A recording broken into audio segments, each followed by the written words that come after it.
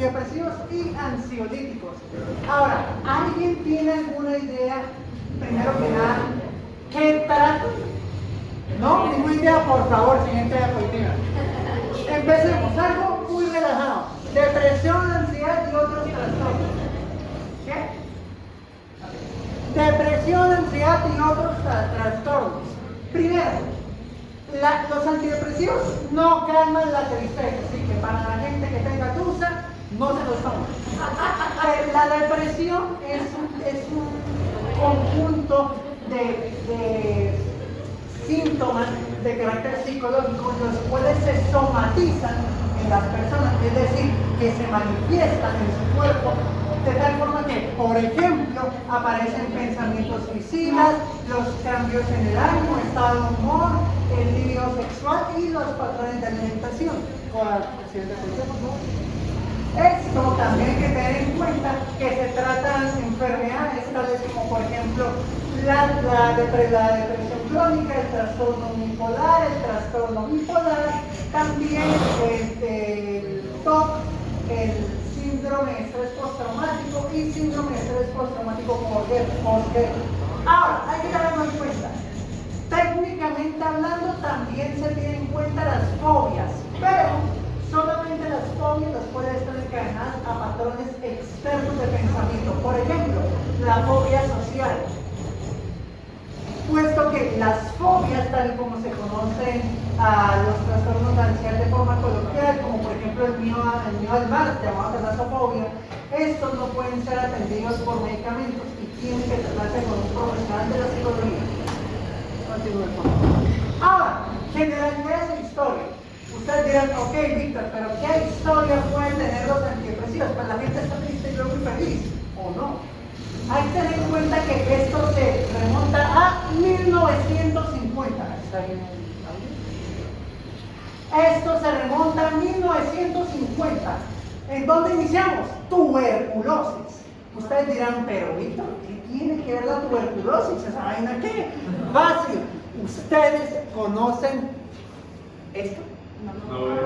Bueno, pues sí, también, mala mía. No, mentira.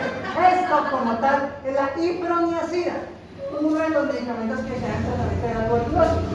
En 1950 se encontró a través de estudios clínicos que dicho fármaco tenía la capacidad de poder influir de forma positiva en el ánimo de las personas. Ustedes me dirán, Víctor, pero ¿cómo se dieron cuenta de eso? Pues la gente con tuberculosis no estará precisamente feliz, la va a estar. Y esto es lo que se le conoce como el primer IMAO o el primer inhibidor de la monoaminoxidasa. Posteriormente, tras mucha investigación y análisis, empezamos con los antidepresivos tricíclicos. Estos junto con los IMAO son la primera generación, por así decirlo, de antidepresivos. Sin embargo, hay que tener en cuenta que debido a su inespecificidad provocaban altos casos de sobredosis y toxicidad hepática. Continúen, por favor. Ahora tenemos que tener en cuenta la llegada de los ISRS o inhibidores de la recaptación de serotonina y los INRS, los inhibidores de la recaptación de serotonina y norepinefrina, los cuales se empezó a investigar en 1980. Para que veamos las magnitudes, tuvieron que pasar 30 años enteros hasta que se pudieran encontrar formas mucho menos comprometedoras para el organismo para poder tratar este tipo de afecciones. Y ustedes dirán, ok, Víctor, pero en el mercado, ¿por qué razón pasó esto? Fácil, por la guerra mundial y precisamente por las guerras como la guerra de Vietnam y demás.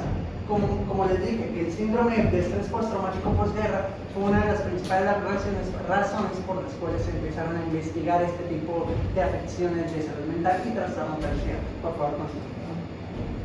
Ahora, farmacodinámica. ¿Alguien tiene alguna idea de la farmacodinámica? ¿No? Perfecto, gente, tengo que solucionar las dudas. Pregunta derivan ustedes.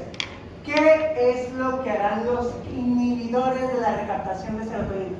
Bueno, no quieren transportar. La recaptación de serotonina. Muy fácil, ¿verdad? Bien hecho, gente. ¿Qué pasa? Aquí lo que ocurre es que la serotonina, que la inhibición de la captación sea mediante los transportadores, mediante la afectación de los transportadores SERT y para serotonina y para los NEC, en lo que es la norepinefrina. Estas proteínas de transporte lo que provocan es que al momento de, ojo, esto es presináptico y esto es postsináptico, al momento que hay una liberación, bloquean proteínas de transporte, por ende todo aquello que se había liberado se queda acá. Y si hay mucho más contenido en la hendidura sináptica, que es todo este espacio en el medio, pues entonces obviamente se comienza a ver una mayor disponibilidad para lo que es la terminal postsináptica. Así que a lo mejor, si el mecanismo de compensación que existe a nivel sináptico implica, hipotéticamente hablando, un estado de respuesta de 2 segundos, pues teniendo en cuenta el retraso terapéutico, esto al finalizar un mes, por ejemplo, podría llegar a evolucionar hasta, por ejemplo, 1 minuto entero, que de forma proporcional, teniendo en cuenta las clasificaciones, las cuales vamos a ver más adelante, se podrán observar que tiene distintos impactos en la vida, pero lo veremos más adelante. Por el momento, segundo, inhibición enzimática. ¿Qué harán los inhibidores de la monoaminoxidasa? Sin inhibir la enzima monoaminoxidasa, pero ustedes dirán, ok, Víctor, pero ¿qué es eso? ¿Qué es esa enzima? Fácil. Es una enzima degradadora. ¿Pero qué degrada, Víctor? Degrada principalmente todas estas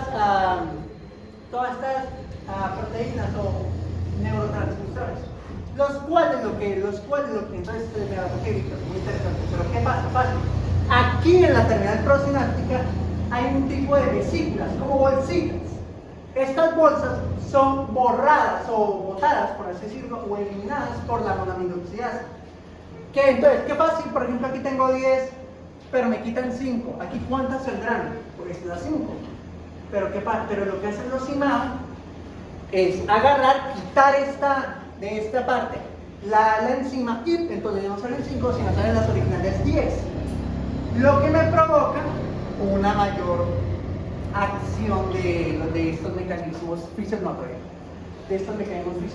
Ahora ustedes dirán, ok, Víctor, entonces usted me dice, deberíamos combinar ambos y ahí perfecto, la gente no vuelve a sufrir depresión.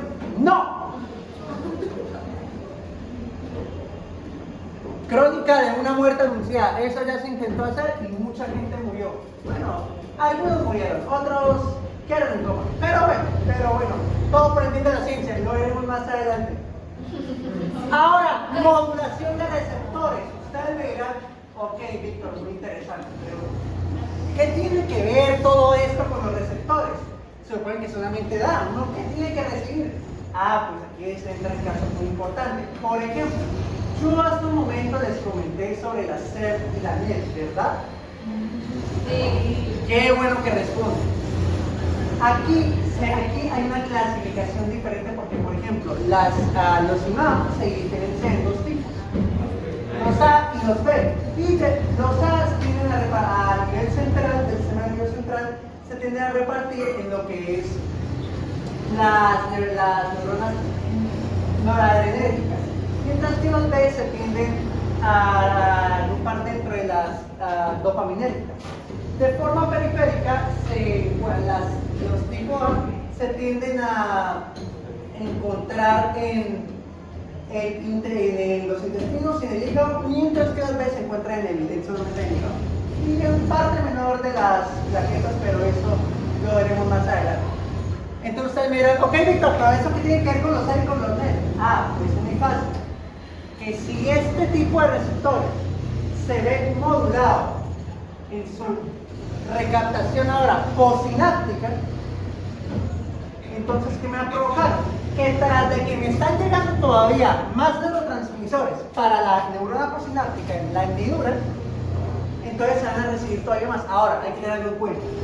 Pese a que estos efectos son instantáneos dentro de la medida de lo posible, dentro de lo que incluye la bioquímica, hay un término llamado retraso terapéutico. Y ustedes me dirán, ok, Víctor, ¿por qué tienen que ver el retraso terapéutico? Ah, pero muy fácil. Esto solamente se va a ir presentando, depende de fármaco obviamente, pero entre 1 a 2 semanas después del inicio de los procesos. ¿Por qué? Pues por lo que habíamos estado diciendo. Estos tipos de medicamentos siguen una secuencia de ascensión creciente de forma exponencial. Es decir, mientras más tiempo pasa uno en este proceso, más notables van a ser los cambios que se produzcan. Aunque obviamente también hay que tener en cuenta lo que es primero las dependencias, el síndrome de abstinencia y también las posibles interacciones farmacológicas que puedan tener distintos fármacos, los cuales ya veremos en un momento. Continúen, por favor. Ahora, ustedes me dirán, no, Víctor, ¿por qué pones esa tabla? ¡Oh, rayos! ¿Por qué la pones? Eso es un reguero. ¿Qué significa eso? Y yo les diré, tranquilos, gente, porque esto es básicamente farmacocinética. ¿Se acuerdan de la CGP del hígado? Pues qué bueno. Porque aquí las que nos van a importar principalmente son 4. Repitan conmigo. CGP 1 a 3. No, 1 a 2. CGP 1 a 2. Ahora, CGP 3 a 4. Ahora, CGP 1 a 3. 1 a 13, perdón. Se me lengua la traba.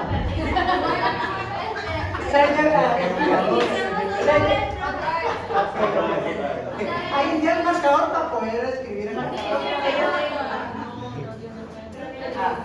bueno, sí, para que a lo mejor sí, porque hasta los mejores espacios, tranquilos.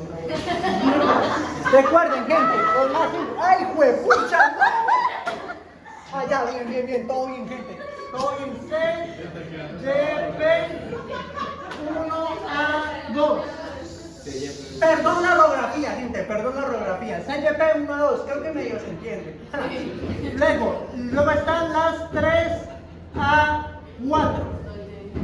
Perfecto. Luego están las 1 C3. Y luego están las 2 C19. Ustedes dirán, ok, Víctor, pero usted me acaba de decir un montón de CGPs, del metabolismo hepático, pero ¿eso qué tiene que ver? O sea, ¿eso qué significa para mí que me ha llegado un viejito pidiéndome paracetamol? Pues que adivinen qué, gente. Cada una de estas CGP son vitales para el procesamiento hepático, es decir, para la farmacocinética del medicamento. Por tanto, provocará que los diferentes tipos de subgrupos de los antidepresivos y ansiolíticos se metabolicen de forma variable. Por ejemplo, empecemos aquí con los antidepresivos tricíclicos. Ustedes me dirán, ok, Víctor, pero aquí ¿qué dice? No veo. Ah, fácil. Aquí, si podemos ver, está el 1 a 2, uno de los que yo les había dicho. ¿Por qué? Aquí se lo voy a ir escribiendo. Perdón la orografía. ¿Qué va a hacer esta CGP 1 a 2? Fácil. Va a provocar que el periodo de metabolización de los antidepresivos tricíclicos sea corto. ¿Qué significa que sea corto? Pues que primero la ventana farmacológica va a ser menor, puesto que a lo mejor en un cambio de administración o en un cambio de fármaco va a haber una menor probabilidad de una interacción farmacológica adversa. Sin embargo, esto también va a provocar que pueda haber procesos de toxicidad aumentada si es que se da una sobredosis, pero ya vamos con eso. Luego tenemos los inhibidores selectivos de la recaptación de serotonina, SNRS. Ahora, Víctor, ¿qué estoy viendo acá? No veo nada. A eso voy, gente. ¿Qué está aquí? 3 a 4. Es decir, esta es para los SRNS. ¿Esto qué va a provocar? Que aquí la vida media va a ser variable. ¿Qué significa que sea variable? Por ejemplo, perdón que me adelante, pero vamos a darles un ejemplo. Por ejemplo, fluoxetina, acá. ¿Qué aparece fluoxetina? La fluoxetina tiene una vida media relativamente corta. Tiene una vida media de entre 2 a 4 días, aunque hay fármacos que tienen vidas medias mucho menores. Pero bueno, ¿qué pasa cuando su principio activo cambia y se vuelve una norfluoxetina? Pues que ahora la vida media ya no va a ser de entre 3 a 4 días o 2 a 3 días, sino que va a ser de 2 hasta 3 semanas. Básicamente el tiempo se quintuplicó, básicamente. ¿Qué provoca esto? Que haya que ser muy cuidadoso, porque a lo mejor si aplicamos un SRNS, una vía media larga, y luego cambiamos tratamiento y le aplicamos un IMAM, pueda provocar un síndrome serotoninérgico del cual nos hablaron nuestros compañeros Juan y Samuel de las anteriores 2 clases. Y está provocando obviamente la posible muerte del paciente y no queremos que se muera porque luego nos demandan. Recuerden, gente, las demandas, muy importante. Aquí lo importante es que están en un buen seguro, pero bueno. Luego están inhibidores de la recaptación de serotonina y norepinefrina. Aquí ustedes dirán, ok, Víctor, pero ¿aquí qué? Vean acá. No pueden ver, ¿verdad? Yo se los diré. 3 a 4, lo que yo...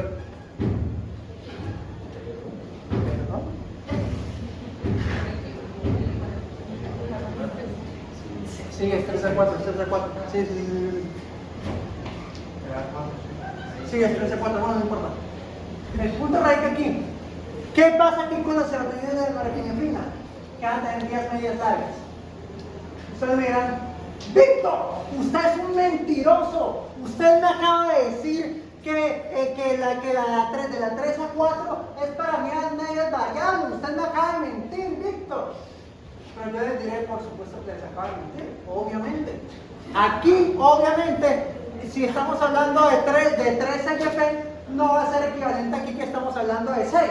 Obviamente la variabilidad que habrá en los SNRS,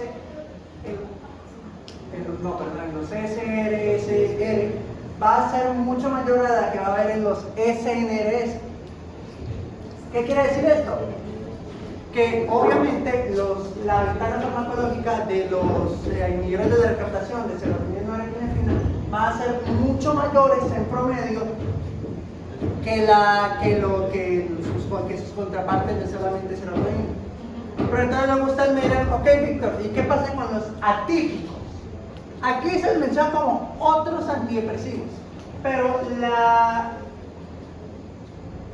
nomenclatura, por así decirlo, los tiende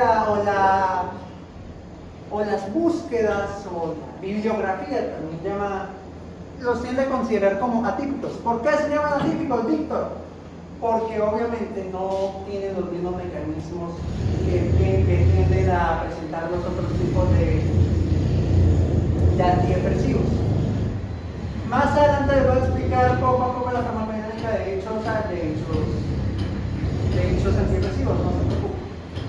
Pero por ejemplo, aquí podemos encontrar, aquí no muestra, obvio, pero ahí podemos encontrar de la 12-19. ¿Qué es lo importante de la 12-19? Que tiene metabolismos que, pese a que transcurren en el hígado, no siguen las mismas vías de recopilación y administración que nosotros antidepresivos. Vean más adelante. Por favor, continúe. Ahora,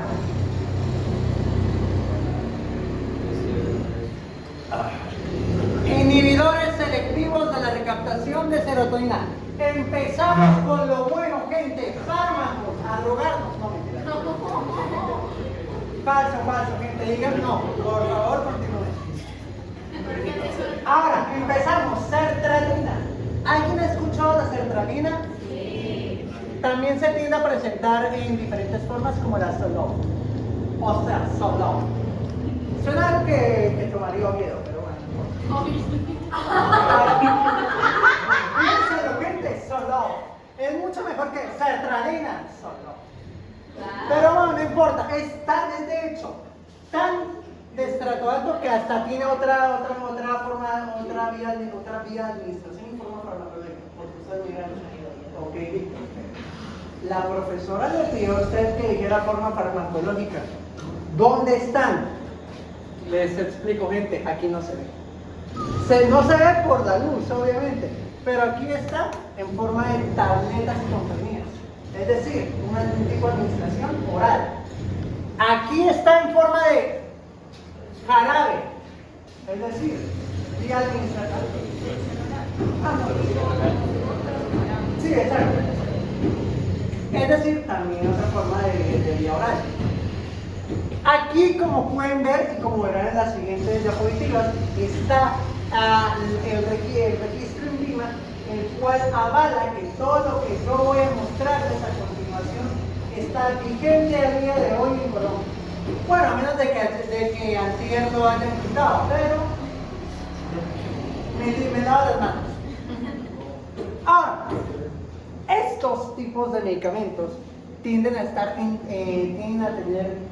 presentes en 50 miligramos, pero cuentan con una vía inicial, una dosificación inicial y una dosificación máxima, que va de 25 a 50 miligramos día, dependiendo obviamente del paciente, a 200 miligramos día. ¿Por qué razón existe esta disparidad? Subimos de 25 a 200. Esto no puede ser. Por lo que yo les había dicho anteriormente del metabolismo hepático de las RSNS. Continúe, por favor. Ahora, fluoxetina. Volvemos a lo mismo. Registro INVIMA, todo lo que yo he hecho está aprobado. Se encuentra en tabletas comprimidas, vía oral. También se encuentra en soluciones orales, sobre grave o gotas, también como la profesora, vía oral. Tiende a encontrarse en presentaciones de 20 miligramos, menor que la anterior, pero la ausencia es incluso más baja que la anterior. Antes decíamos de 20 a 50 y ahora de 10 a 20 en el inicial.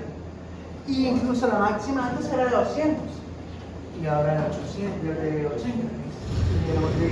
Ustedes verán, Víctor, pero si son del mismo grupo, ¿por qué es que tienen tal disparidad? Fácil, gente, metabolismo hepático.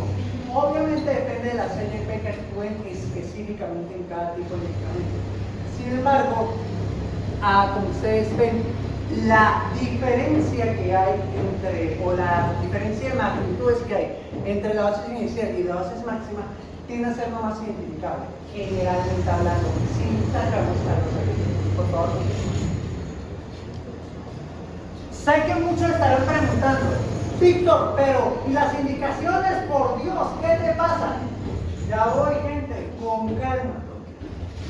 Volvemos, presentaciones de alrededor de 10 miligramos.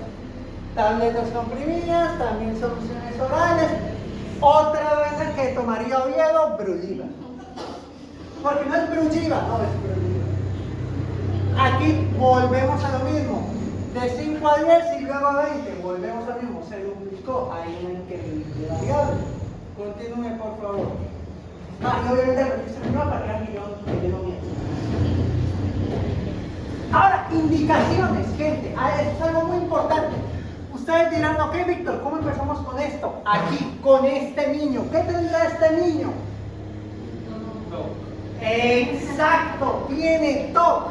Pero ustedes dirán, ok, ¿qué tiene que ver que un niño tenga TOC? Fácil, que los antidepresivos son muy irritables cuando son para niños, para pacientes pediátricos es la palabra. Este tipo de medicamentos no se pueden administrar con seguridad en pacientes pediátricos, debido a que primero el neurodesarrollo puede ser comprometido por este tipo de inhibidores, tanto de proteínas como de enzimas, y también podría generar sistemas dopaminérgicos los cuales hagan que aumenten los sistemas de recompensa y por ende se formen vicios o hábitos de vida poco saludables, los cuales también desembocando en adicciones. Porque como vemos hace como 3-4 clases, y que la profesora dijo algo, en la cual recaía en que la adicción, más que no solo debe ser visto como un tipo de respuesta psicosocial en la cual la persona es enteramente culpable porque no quiere, sino porque las adicciones verdaderamente controlan la vida de la persona, puesto que sus propias mentes las obligan a seguir consumiendo este tipo de medicamentos. Por esa razón, por ejemplo, el fentanilo en Estados Unidos es muy peligroso para la salud pública, puesto que tras de que no está debidamente controlado, genera precisamente que se genere este tipo de respuestas en personas jóvenes. Ahora, obviamente, esto tampoco tiene que tener en cuenta solamente el TOC, también puede tener en cuenta, por ejemplo, los trastornos de la alimentación, como la anorexia. También tienen que tener en cuenta el síndrome de estrés postraumático o incluso la depresión mayor. Continuamos. Hay que tener en cuenta que para que una depresión sea considerada depresión mayor, debe tener una duración mayor a 3 meses. Ahora, gente, contraindicaciones. Esto no se puede dar a pacientes bipolares.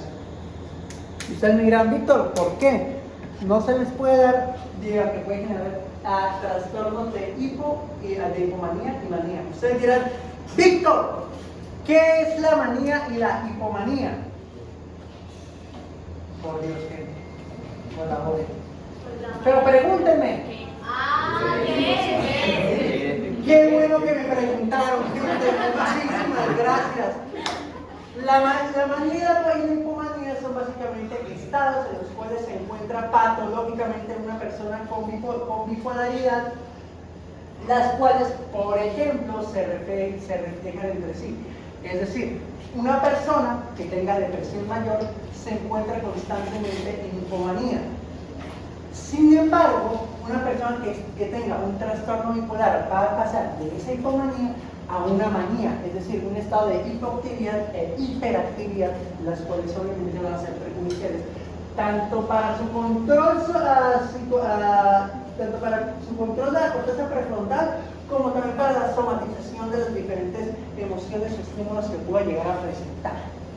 Ahora, obviamente, esto es algo muy obvio, pero hay que tenerlo en cuenta.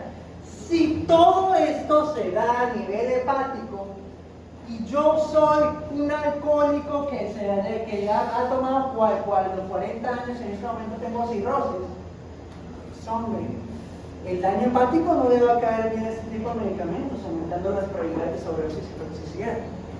Ahora, ustedes me van a decir, Víctor, ¿qué es esa vaina de sorbitol? Porque hay un montón de palos, H's y O's ahí. Yo les diré tranquilos. ¿Alguien aquí bebe? Obviamente no. Obviamente no. No, profe, por Dios. Yo conozco a todas estas personas y yo pondría las manos en agua. Pondría mis manos en agua para demostrar que esta gente no toma. Bueno, no importa. El punto es que uno de los mayores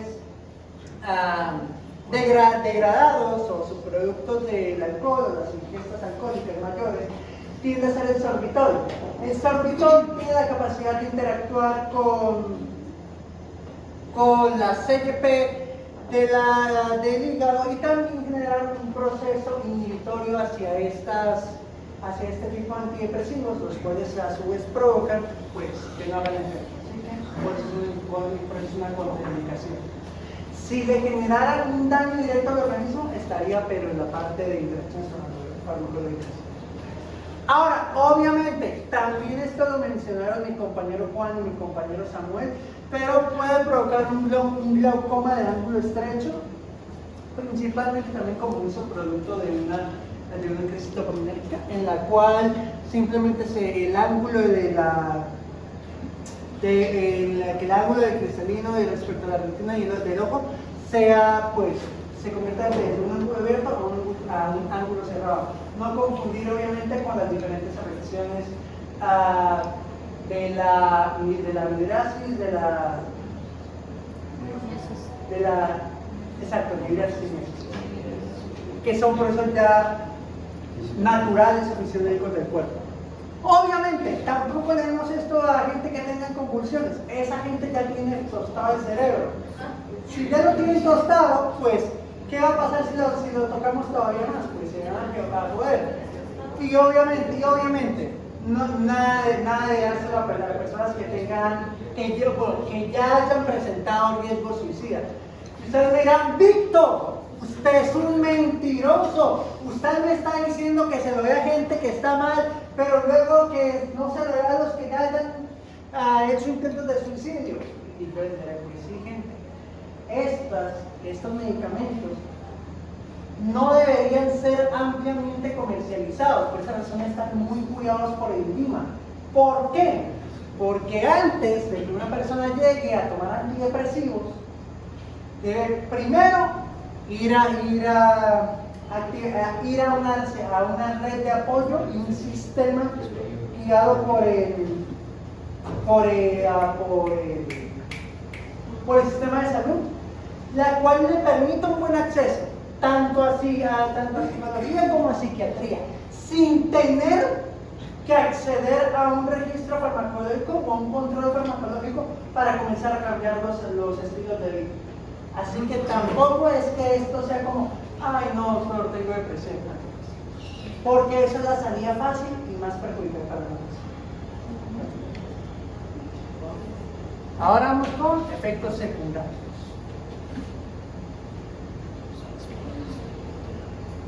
Ustedes dirán, Víctor, ¿qué es esa línea ahí rara que aparece? ¿Acaso usted está rayando y convulsionó de repente? Pues no, gente, esto es el torsade de Pont. O el torsade de Pontex, también como se escribe. Se lo voy a escribir acá por si las moscas.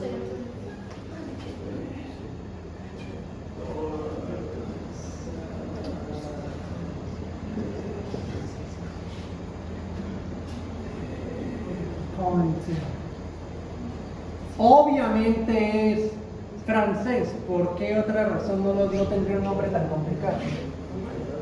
Hay que tener en cuenta aquí que esto es una alteración obviamente del electrocardiograma, de la actividad eléctrica de nuestro corazón, el cual provoca una ondulación del fragmento ST, como pueden ver aquí, el cual provoca esta como formación irregular de valles y montañas a lo largo de toda la línea. Ahora, ¿qué otras cosas pueden provocar este tipo de medicamentos? Síndrome serotoninérgico, como ya había mencionado anteriormente nuestro compañero Juan y nuestro compañero Samuel, pero también está el síndrome neuropléjico maligno. Ustedes me dirán, Víctor, ¿qué es eso? Qué bueno que me lo preguntan. Primero, este es un efecto antagonista dopaminérgico, es decir, es propio de los antipsicóticos. Esto también es una reacción lenta que puede transcurrir incluso a lo largo de días, no como en el síndrome serotoninérgico, que ocurre entre comillas de forma instantánea. También hay que tener en cuenta que puede tardarse en resolver hasta 10 días. Esto también, aquí también se pueden provocar casos como la hipertermia, la taquicardia, la hipertensión y la taquiapnea. Aquí hay una hipoactividad muscular, es decir, hay vejigas. También hay una bradicardia y una disminución del peristaltismo. Ahora, ¿qué otra cosa puede provocar? Ansiedad. Qué curioso que un antidepresivo provoca ansiedad, que por esa razón precisamente es que yo les digo que los antidepresivos no son del todo seguros para la población en general. Deben administrarse con mucho cuidado y no deben ser usados en venta libre. También obviamente pueden provocar distintos tipos de afecciones gastrointestinales, diarrea, también en ciertas personas se ha podido detectar estreñimiento y así sucesivamente. Obviamente también puede provocar pérdida de libido sexual y pérdida de la erección, así que importante. Y también puede provocar,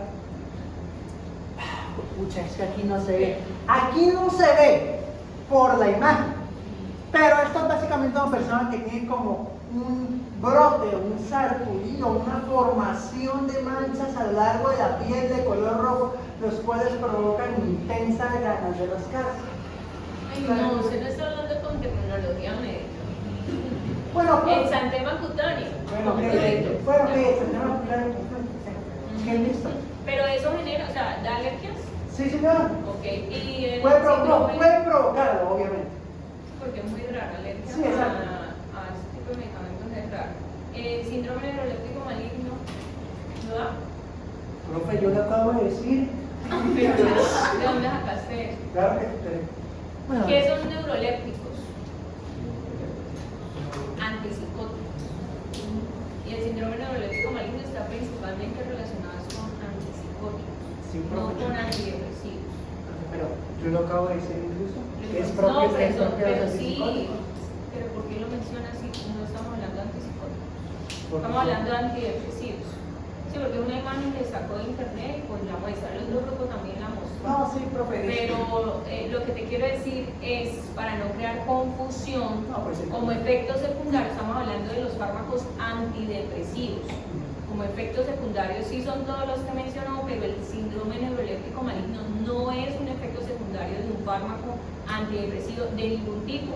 Ni IMAO, ni antidepresivo tricíclico, ni de recaptación de serotonina o duales, ni atípicos, Okay. ninguno. Simplemente el síndrome neuroléptico maligno pertenece a un efecto secundario, evento adverso causado por medicamentos neurolépticos, que son lo mismo, son sinónimos de antipsicóticos, que eso lo van a hablar muy bien el grupo que tenga antipsicóticos del siguiente grupo. ¿Listo? Esa profe, muchas gracias. Claro. Por favor, continúe. Y obviamente reacciones farmacológicas. Aquí hay que tener. Interacciones. Sí. Interacciones Sí, farmacológicas. interesante. ¿Qué dice reacciones? Interacciones farmacológicas. Dale. Bueno, interacciones farmacológicas. Va Aquí. muy bien, estás haciendo. Sí, todo bien, profe, todo bien. Aquí tenemos, primero, algo que muy probablemente hayamos tenido contacto, por ejemplo, nosotros en casa de nuestros abuelos, que son los que brindan la usar, que es la hierba de San Juan. La hierba de San Juan. ¿Qué? La hierba de San Juan, pero lo voy a escribir aquí. Mala mía. Hierba de San Juan. Esto hay que tener en cuenta que es provocado de que, primero, ¿alguien sabe qué es lo que hace la hierba de San Juan? Ay, eso lo vimos en interacciones farmacológicas, no pararon bolas, ¿no? Se dijo al mismo tiempo que explicamos la warfarina, ya saben, no combinar warfarina. Antidepresivo natural. Exacto, digamos que es una planta que puede funcionar como antidepresivo natural y que hace muchos años, creo que ya no está en el mercado, había algo que se llamaba Oil y era. Yo lo busqué, pero estaba cancelado, así que entonces no. Sí, eso no está en el mercado. Sí, exacto.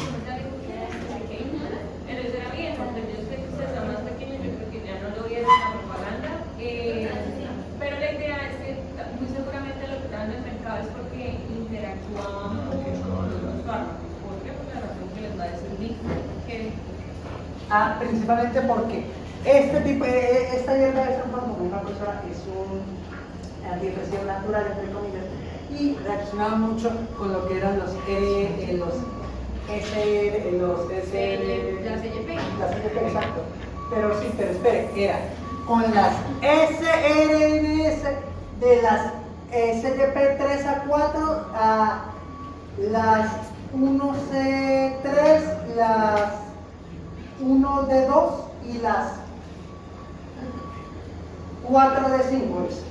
Esas eran las CYP con las cuales interactuaban. Pero principalmente con la cuál? No, pues sí, Es la más representativa. ¿Y qué generaba? ¿Era inductor o inhibidor? Era inductor, profe.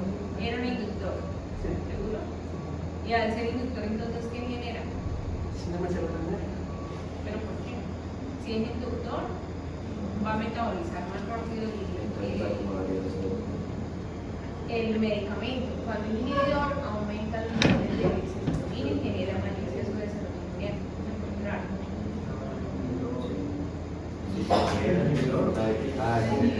Ya estoy mirando acá, pero. Claro que se sabe que los A ver si funciona la lógica.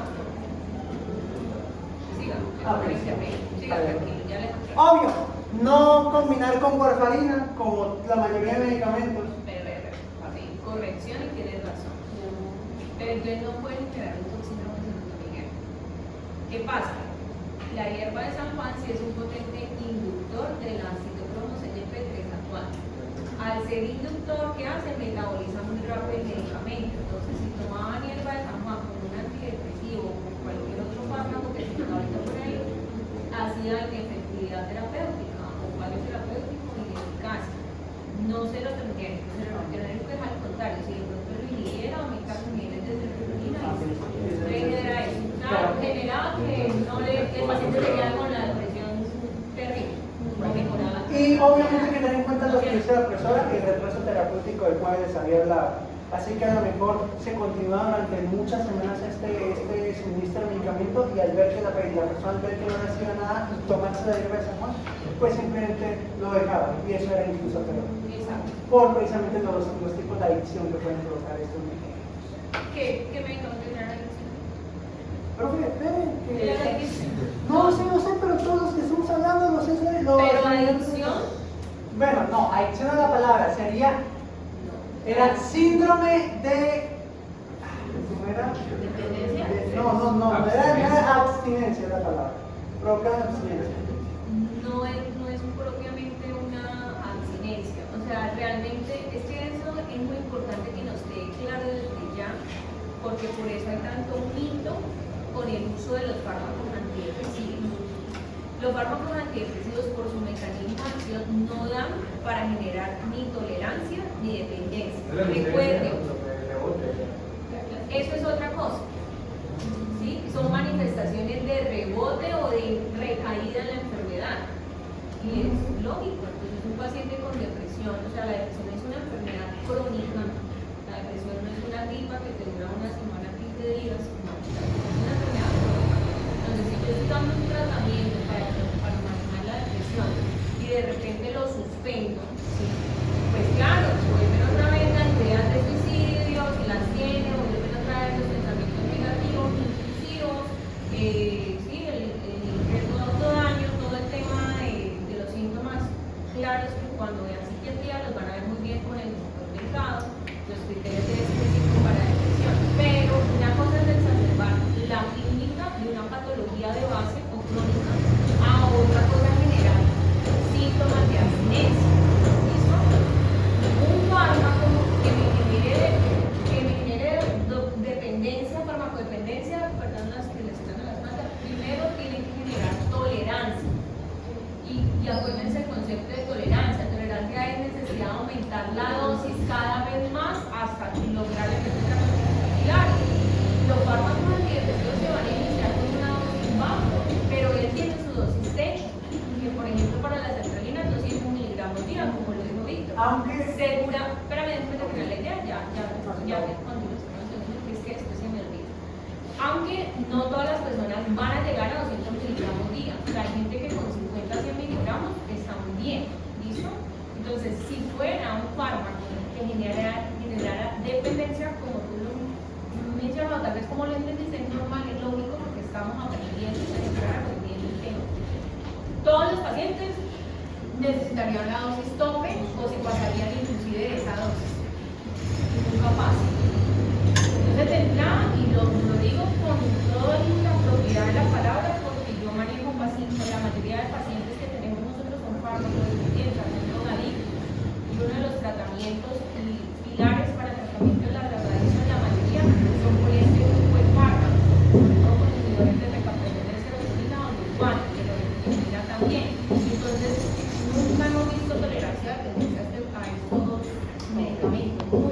existe cierto fenómeno de obesidad que es parecido al de abstinencia, pero no es propiamente un accidente porque abstinencia, cuando buscamos los criterios de abstinencia, de específicos, para opioides, para besos, eso sí genera la abstinencia. Eso son pacientes que generan manifestaciones tanto psicológicas como físicas, ¿sí? Ya sean, por ejemplo, los opioides, mucho dolor articular, sudoraciones, temblores, poliartralgias, midriasis, manifestaciones físicas, esos pacientes no, claro, o sea, si yo le quito una cercaría a un paciente ansioso de base, abruptamente, no le disminuyo lentamente, pues, o se lo quito sin ningún criterio, pues el paciente va a entrar en una crisis de ansiedad y depresión, seguramente. Pero no significa que esa abstinencia. Entonces nosotros como médicos, ¿sí? Que somos educadores hacia una población de pronto que no tenga la educación, ¿sí? Tenemos que quitar ese mito que tiene la gente de que estos fármacos generan adicción y que yo si voy al psiquiatra no me tomo ese fármaco porque me voy a volver adicta a los antidepresivos y yo no quiero volverme adicta a la depresión, prefiero matarme en un cuento porque no controlo la depresión. Y el tema de salud mental está muy mal, muy grave, o sea, es triste ver tanto niño, tanto adolescente, sobre todo entre adolescentes, ¿sí? Con tanto intento automático, con tanta la pobreza de introspección, de perder ese sentido de la vida y muy seguramente no es que todos necesiten ser medicados, claramente no, ¿sí? Pero sí necesitamos darle prioridad en voz a ese tema de sensación de tristeza, no minimizar las cosas, si se sienten ansiosos, igual siempre consultar, psicología, psicoterapia, y si no psiquiatría, o sea, escalar a todas las ayudas profesionales que existen. Y el uso de estos medicamentos claramente se ha visto un antes y un después en el avance de la salud mental y sí funciona, sí mejora muchos pacientes con esos tipos de trastornos, todos los que mencionó Víctor, sí mejoran y se controlan muy bien con este tipo de fármacos. Y por ejemplo, pues teniendo en cuenta que la ansiedad es de trastornos crónicos, ¿cuál es el punto de que algunos pacientes les tocan directamente? Bueno, a veces, bueno, eso es una buena pregunta. Realmente nosotros en el área de toxicología, a los pacientes que tengan alguna drogadicción, ¿sí? A pesar de que las drogadicciones también son consideradas enfermedades crónicas, llega un punto de, no sé, 3 meses, un año de tratamiento, el paciente logra una estabilidad, una abstinencia total, manejar con psicoterapias, con terapia no farmacológica y están controlados y se puede en ese momento quitar el fármaco y ellos mantienen una vida relativamente normal. Lo que hay que hacer es seguimiento clínico y si vuelven a presentar recaída o manifestaciones físicas se vuelve a reiniciar. Pero en esos contextos, cuando uno ya ve que clínicamente está bien, que no ha vuelto a consumir, que lleva un año de consumo, que está descendiendo al tratamiento psicoterapéutico, ¿sí? Terapia cognitiva, conductual, psicología, bueno, todas las terapias que puedan ayudarle a él, se pueden quitar. Pero hay obviamente patologías como los trastornos depresivos graves, ¿sí? O recurrentes que simplemente nunca se van a quitar. O sea, es como un antihipertensivo, un antidiabético, tú no lo puedes suspender porque pues, no, eso arremete contra la vida del paciente. Pero si fuera ese punto de que puede ser que los pacientes puedan disminuir la dosis. Se pueden usar dosis, exacto, ya no utilizarían 2 o 3 antidepresivos como a veces no hacen cuando son graves, sino uno, ¿sí? Ya de pronto, o a veces inclusive ya el cuerpo pues, digamos que no es que sea tolerante, sino que ya no responde a ese mismo fármaco, entonces hay que escalarlo a otro, ¿sí? O rotarlo a otro, y eso también se hace. Pero sí, la idea es como saber que estos fármacos no tienen, o sea, desmitificar el uso de esos medicamentos y no promoverlos, obviamente no con la automedicación, jamás, nunca, como tú le mencionaste. Es como, ay, me siento triste porque todos tenemos problemas todos los días, por X o Y razón, entonces me voy a tomar un antidepresivo, no. O me siento ansioso porque viene el parcial de fármaco y voy a empezar a tomar, no. O sea, no, jamás y nunca. Como en el caso de las fluoxetinas, ¿no? Que por ejemplo, si quieras se las toman porque se reduce el apetito. Exacto, o sea, ahorita hay muchas cosas, retos en redes sociales, muchas bobadas. Ahora hay que tener en cuenta, perdón, que de acuerdo. No, tranquilo. Es que hay que tener en cuenta que la depresión mayor tiende a tener los síntomas mucho menos intensificados que la depresión menor. Sin embargo, como dije anteriormente, Profe, la depresión mayor, la distimia debería ser parte de la depresión mayor. La distimia es distimia. Es un síntoma, ¿sí?, de la depresión en general, tanto menor como mayor como cualquiera. O sea, ¿sí? Digamos que la mayor tiene otros criterios adicionales para hacerlo mayor. Hay un libro que es el DSM-5, ahí están los estatutos de la psiquiatría, ahí están todos los criterios superados de los pasos, cuáles son los actualizados. La última actualización fue hace más de 10 años, no la han vuelto a actualizar, tal vez no existen más enfermedades mentales adicionales, aunque yo creería que sí. Pero bueno, ahí está casi todo, y la distimia es un síntoma clásico, pero de la depresión en general. Una pregunta médica respecto a ese libro es que hay algunas asociaciones de una sintomatología química que simplemente son, digamos, como episodios transitorios de activación del simpático, porque hay tanta interacción entre cosas fisiológicas y ya que generar un fármaco a cosas que son respuestas humanas. No sé. Ok, o sea, por ejemplo, es un ejemplo.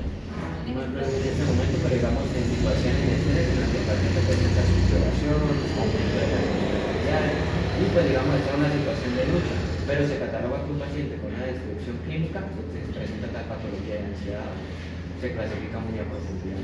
Sí, claro, o sea, digamos que no todas las reacciones de ajuste, esos son como reacciones de ajuste, así se llama, ¿sí? Por ejemplo, no todo intento de autodaño es una depresión, son reacciones de ajuste. Entonces, ¿qué reacción de ajuste? Ese es un concepto, un diagnóstico muy de los psiquiatras. O sea, igual por protocolo, todo intento de autodaño se debe pedir concepto a psiquiatría, nosotros. ¿Por qué? Porque nosotros manejamos la intoxicación, pero la parte mental y los diagnósticos yo no me meto en eso es de otra área. Y ellos casi siempre consideran reacciones, por ejemplo, el impulso. Peleó con la novia, o la gente peleó con el novio, entonces quiere llamar la atención, o porque pues, se siente mal también, no maneja las emociones adecuadamente, pero ella no era que tuviera síntomas depresivos de base, sino que eso no es la realidad. Y ahí, por ejemplo, el psiquiatra no manda tratamiento farmacológico, porque lo que tú dices son emociones, o sea, nosotros somos humanos, también merecemos sentir, tenemos que trabajar cómo manejar bien esas emociones para que no todo como enfermedad médica. Porque todo, es normal todo sentir ansiedad, es normal todo sentir tristeza, es normal sentir alegría, o sea, y no todo va a estar perfecto todo el tiempo, eso es anormal. Lo que está perfecto todo el tiempo, no es señalando ahí, sino que, por ejemplo, todo perfecto, por ejemplo, si no estoy mal, sí, la parte psiquiátrica no falla, pero por ejemplo, un trastorno afectivo bipolar, que son más positivos, donde están todos alegres todo el tiempo, y eso no es normal. O sea, eso también es patología, entonces es eso, está en el control de emociones. Sí. bueno gente, ahora obviamente esto aquí no se ve ni combinado como dije anteriormente con mouse ni tampoco con iris. Ahora, inhibidores de la recaptación de serotonina y de epinefrina. Ahora, hay algo muy importante. Duloxetina. Y obviamente, como tenemos la duloxetina, tenemos su versión estrato 10 y MOX. Esto no tiene un nombre tan chévere, pero es lo que hay. Esto lo que pasa aquí radica primero. Eso ya empieza con lo más típico. Exacto. Esto aquí ya se tiende a presentar en 30 miligramos alrededor y la dosis va normalmente de 30 a 60 miligramos por día o máxima de 120 miligramos día. Luego está la venlafaxina, decirlo bien, gente, recuerden, hay que pronunciarlo bien, que también en el mercado actual se puede encontrar como FLOX, aunque esto viene con trampa. Porque falla anterior. Porque usted me dirá, Víctor, usted me está mintiendo. Aquí dice vigente y siempre me ha dicho vigente, pero aquí no dice vigente, tiene temporalmente no comerciable. ¿Por qué es no comerciable? ¿Es riesgoso? No. Es lo que me dijo la profesora en clases pasadas. que actualmente hay medicamentos que sí se consiguen en las farmacias, en las farmacias o en los centros de dosificación de distribución, pero que actualmente los laboratorios no lo producen. ¿Por qué no lo producen? Por ejemplo, porque la fórmula entra en recesión de derechos, motivos legales, patentes, o que, por ejemplo, el Estado contrata a una farmacéutica, pero simplemente hay incumplimientos en el contrato, problemas legales y se deja de producir. Sin embargo, hay existencia en el mercado. Víctor, ¿cómo sé que usted me dice que esto es verdad? No tiene fecha de vencimiento. ¿Ustedes ven aquí? No tiene fecha de vencimiento. E incluso aquí, luego de temporalmente no comercial, está aquí abajo vigente. Es decir, que se sigue utilizando, pero ya no es renovable, por así decirlo. Lo que pasa es que, aparte de lo que tú dijiste, obviamente estamos en un país que actualmente está en una situación económica y difícil, ¿sí? Así da pena a veces las cosas, pero sí se ve y se siente. Y resulta que aquí en Colombia no hay tanta industria farmacéutica de producción de fármacos, lastimosamente. Entonces, ¿qué pasa? Tienen que importar medicamentos, pero también por el tema de supuestamente que no hay plata, dinero para las producciones, para hacer películas X, y que no hay dinero para otras cosas, o sea, que hay para otras cosas, pero no para otras, entonces no pueden o no tienen la capacidad para importar estos medicamentos, y simplemente pues actualmente no hay vigente nada de esta línea de medicamentos. Y esta línea de medicamentos, ¿tú la tienes clasificada como dentro de los atípicos o están dentro de los duales? No, profe, yo actualmente la tengo clasificada dentro de los bolis. Duales, Listo. La dosis inicial es 37.5, de 37.5 a 75 miligramos día como dosis inicial. La máxima es 225 miligramos día. La presentación obviamente también es oral, también se encuentra en forma de tabletas compactas y ya está. Por favor. Ya, luego está la desvenlafaxina. Ustedes dirán, Víctor, esto es una estafa, la voy a poner simplemente des. Es que hay un cambio de principio activo.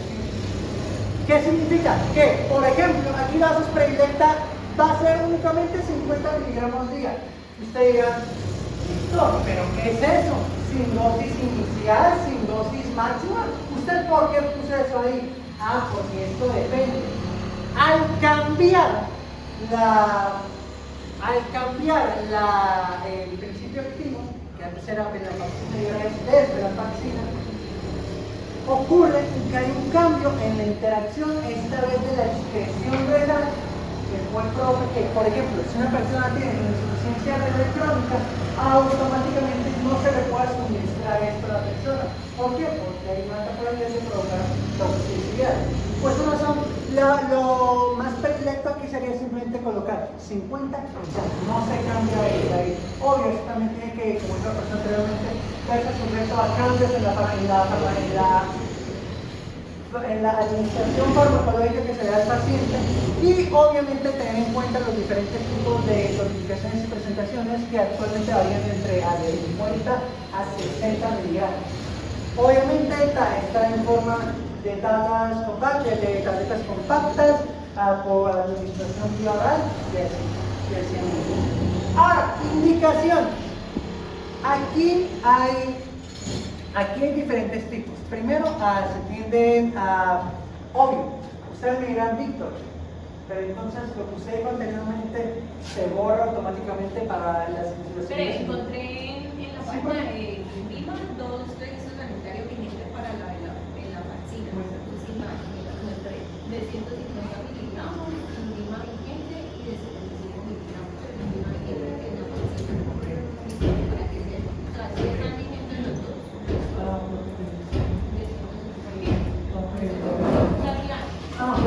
Es que esos dos fármacos, esto es como una nueva generación de la última generación de antidepresivos, por así decirlo, digo, la más reciente que descubierta. Estos ya vamos a acabar. Son muy buenos, o sea, son muy buenos antidepresivos porque no solamente inhiben el contacto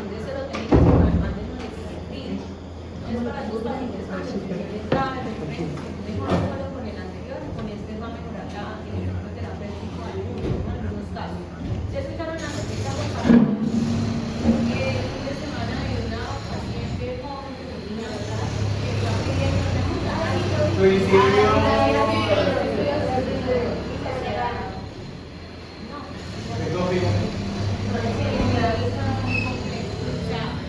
muy compleja la situación en que, no sé, como sociedad y como gente estamos fallando y como papás criando a los hijos de esta manera, o si es un nuevo gente estamos dando como, sí, porque está muy raro, o sea, como así quiero que se sigan asistidos y como así que nos van a ayudar a los médicos que hacemos un juramento hipocrático cuando nos damos de velar por la vida, no asesinar. Y médicamente ya está la eutanasia y es muy respetable para aquellos pacientes que realmente tienen un dolor físico y seguramente los psicológicos no es un importe, claro que sí, pero realmente es un dolor, sufrimiento físico y una enfermedad terminal, pero es una depresión, no es una enfermedad terminal. Pero bueno, todavía no ha sido catalogada como enfermedad terminal, es una cosa. Y la otra, en otro contexto de muerte, pues los abortos, ¿sí? Los abortos que ya con criterios tienen muerte, pues definitivamente. Esas son las dos cosas, pero ya pedirle a uno como médico que suicide a una persona es muy difícil, o sea, es muy complejo. Y ella, según ella, que ningún medicamento le hace efecto, ninguna antidepresiva. Bueno, continuemos. A ver, añadiendo lo que iba a pasar, bastante. Pero ¿por qué puede pasar eso? Porque no le dan efecto. ¿Qué? Tranquilo, son 48 por día, tenemos para más. Vamos a la 10. No, como una persona, eso hay que tener una recopilación tanto psicológica como somática de los Bueno, continuamos. Obviamente, aquí principalmente también se ha demostrado, aunque en menor medida comparado a lo que vimos anteriormente, que también se ha podido ayudar o indicar este tipo de medicamentos a trastornos mucho más físicos, como lo pueden ser, por ejemplo, la fibromialgia y el dolor crónico en pacientes de sueño. Obviamente, eso también es aplicable para lo que decíamos anteriormente, no lo aborto, aunque obviamente tiene sus respectivas especificaciones como lo siguiente. Obviamente, hipertensión, no le vamos a dar eso a una persona con hipertensión. Daño renal, no le vamos a dar esto a una persona con daño renal. Volvemos a lo mismo, no le vamos a dar esto a una persona que tenga convulsiones. Y tampoco le vamos a dar esto a una persona, esto debe ser una diferencia, no le vamos a dar esto a una persona que tenga exantema pruriginoso. O que tenga hipersensibilidad. Sí, exacto. Tengan en cuenta que la mayoría, tengan en cuenta que la mayoría de hipersensibilidades se han dado se dan a partir de diferencias epigenéticas, las cuales corresponden tanto al ambiente como a la propia reacción de la persona. No, atrás. Efectos secundarios. Cefalea, ojo, no se le debe dar a ancianos, puesto que esto también puede provocar alteraciones en la marcha, las cuales terminan en fracturas. También, obviamente, disfunción sexual y episodios genéticos.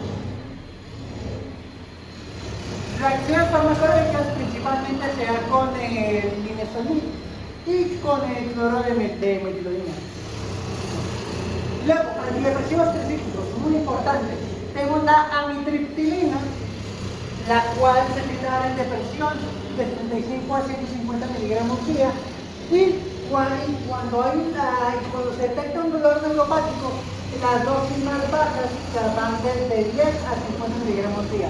Usualmente se administra de forma nocturna.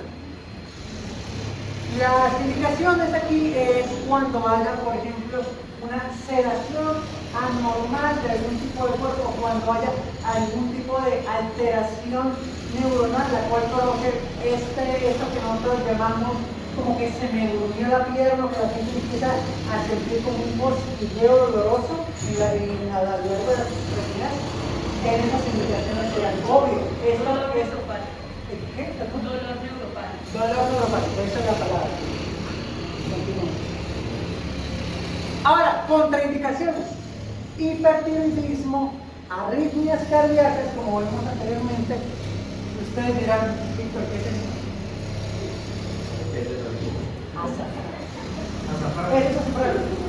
Ustedes dirán, Víctor, ¿qué tiene que ver? Víctor, ¿qué tiene que ver?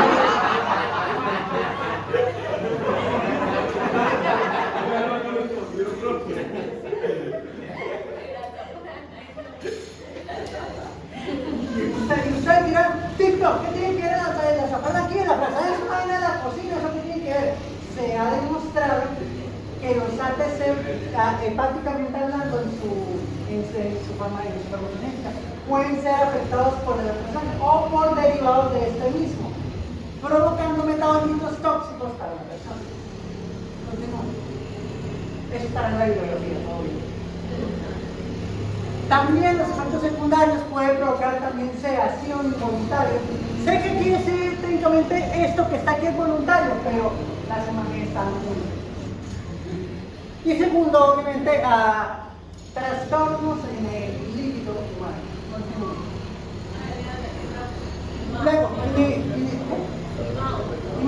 los imaos, muy importante, selequilina. La selequilina se tiende a presentar en 100 miligramos, tabletas compactas, de administración vía oral, dosis inicial de 5 miligramos por día y dosis máxima de 10 miligramos día. Continuamos. Hay que tener en cuenta que las indicaciones tienden a dar en alteraciones de dolor neuropático, como dijo el profesor. También cuando hay un dolor o una artralgia progresiva a lo largo de las articulaciones.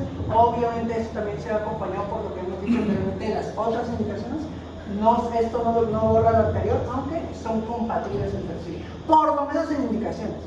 Las contraindicaciones, bueno, aquellos que sufran Parkinson no pueden tomar este tipo de medicamentos, ni tampoco aquellos que sufran hipertensión. Esto también provoca episodios de narcolepsia. También puede provocar trastornos en la sudoración y fobia social específicamente. Ustedes recuerdan que yo les había dicho que las fobias como tal no eran curables a través de ese tipo de medicamentos, excepto la fobia social que estaba pegada a un factor exterior, como es algo tan, entre comillas, ambiguo como social. Pues aquí es donde tenemos en cuenta la fobia social. Por favor, antidepresivos atípicos, continúe. Aquí tenemos lo más importante, la trazodona tiende a presentarse en 50 miligramos, tabletas compactas, de administración oral. Se dan insomnio en dosis bajas de 25 a 100 miligramos de día en dosis nocturnas. También se dan depresión en dosis medias o altas de 150 a 400 miligramos. Por favor. Luego está una muy importante, el bupropión. El bupropión que tiende a presentarse de 100 a 150 miligramos, depende de la caja. Tabletas compactas, dosis de 150 a 300 miligramos. El bupropión, recuerden que lo utilizamos para el cesamiento de tabaco. El tratamiento de tabaquismo es principalmente utilizado para eso, pero también es un antidepresivo. La trazodona es un antidepresivo atípico, la que ya mencionó el compañero, que se utiliza mucho para inducir sueño. Ustedes recuerden, para inducir sueño, dosis baja de 50 a 100 miligramos y como antidepresivo si toca aumentar de 150 hasta 200. Otros tratamientos muy buenos para el sueño, para trastornos de sueño, para no utilizar benzodiazepina o medicamentos serios en general de adicción, son los antidepresivos cíclicos, como la mitriptilina. Lo mismo también, pero ¿qué pueden generar eso? Muchos efectos adversos secundarios, porque lo que son imados y antidepresivos cíclicos tienen muchos mecanismos de acción, sobre todo los antidepresivos cíclicos, y por eso van a tener mayor riesgo de interacción farmacológica. ¿Cuántos mecanismos de acción tienen los antidepresivos cíclicos? ¿Cuántos? ¿No?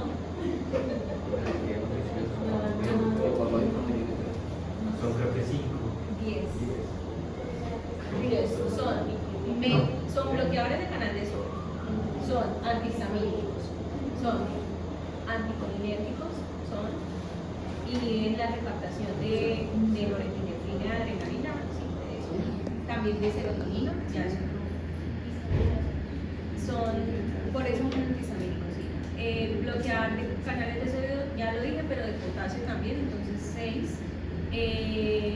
Tienen algo que ver, no me acuerdo cómo, pero con la tirosina, ¿sí?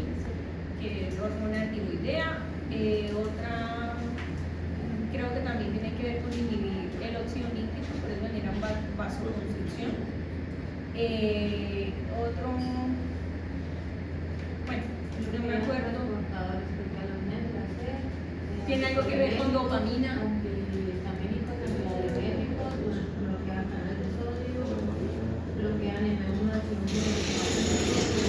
Alfa 1 y con dopamina, o sea, ahí van como 10.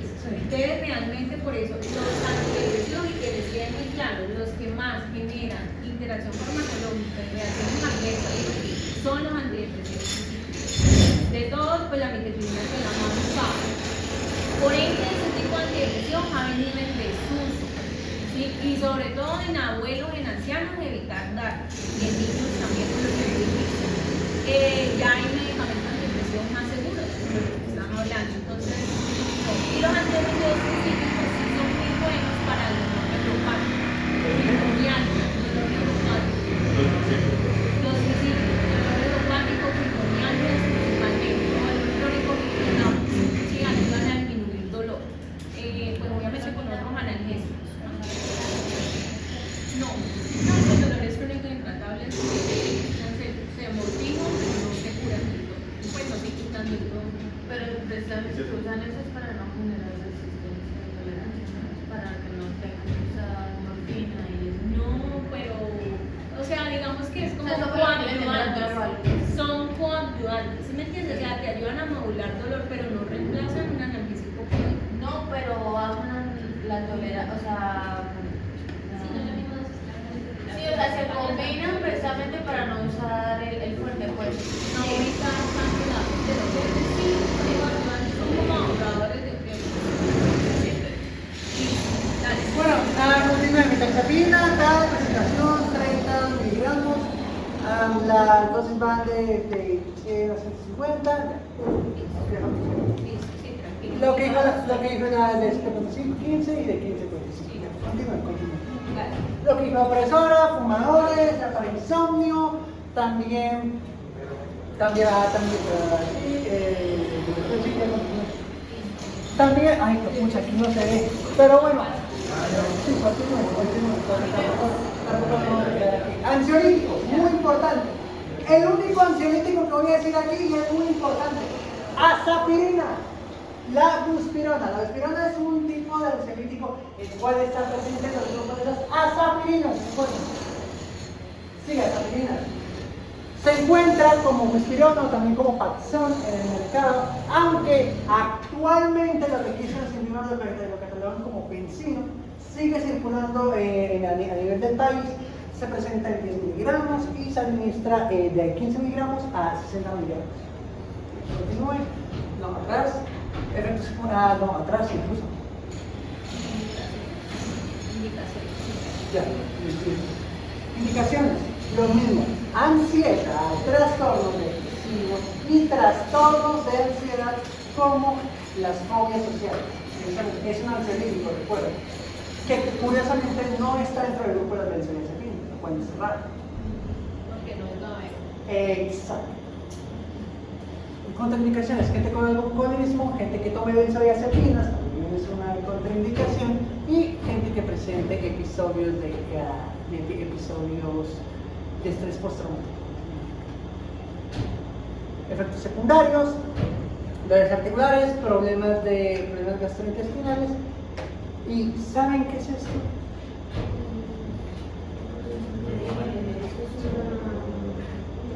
Primero, una persona muy hinchada. Exacto, gente que presente edemas periverbales. Continúen, por favor. Esos son signos como alergia, reacciones Sí, exacto. edemas, Exacto.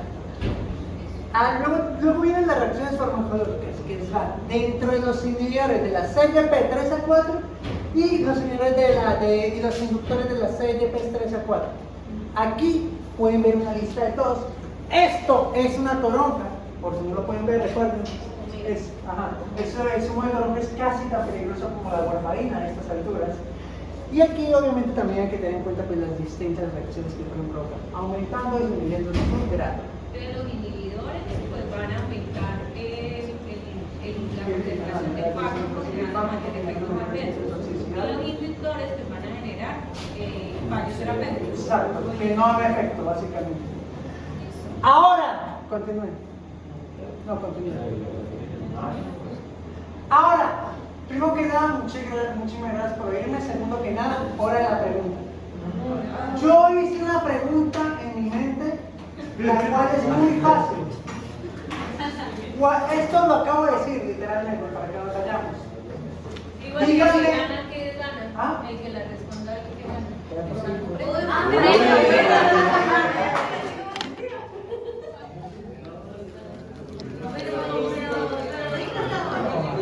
Vamos a hacer el premio para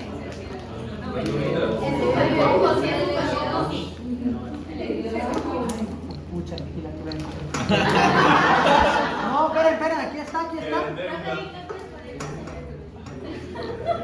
Bueno, debido a que yo accidentalmente me equivoqué, les daré una moneda. Perdón. Mañana le traigo al ganador unas galletas festival. Díganme, ansiolítico que pertenece al grupo de las azapirinas. Buspirona. Él no dijo que alce la mano. ¿Quién ganó? El que lo diga. El que lo dijo primero. ¿Quién lo dijo? Escucha,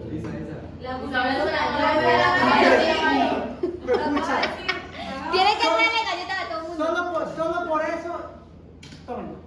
Ay, no, Víctor. Por desorganizado. ¡Pum! mañana les trae premio. No, mentira, sí. Mañana traigo dos, como impuesto. Gracias, Víctor.